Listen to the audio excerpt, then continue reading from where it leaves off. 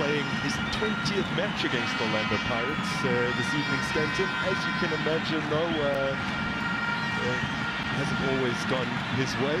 Just 4 wins, and he hasn't been involved in a win, not necessarily a side like some that try to win the ball particularly high up the field. But I was talking about, they do apply the pressure and try and regain possession, and that means if they do win back possession there, it's not far from the goal. Instead of winning back possession, currently it's a bit of a switch. Apollos out wide and Otto a little bit more inverted. That's the defender who wins that particular battle as Mbatha flings it across field for Otto. And move quickly upon him. Now Modemi's ball in. And a chance here, ricochets towards goal from Mbatha. With the clearance of Philly straight into the shins of Mbatha. So they're outnumbering them in the box. It was a delicious ball played in there.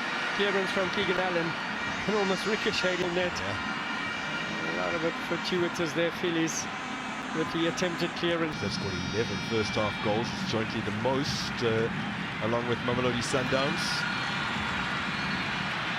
Here's Mufokeng.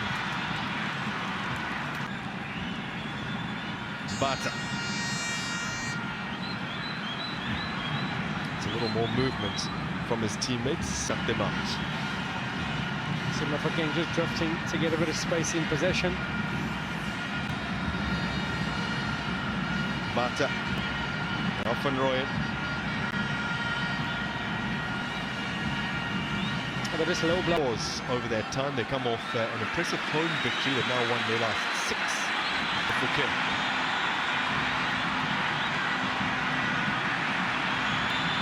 It's a deliberate ploy with Van Rooyen now on the 15th season with Mamelodi Sundowns. As Amazulu want to creep Makaula. Mbatha.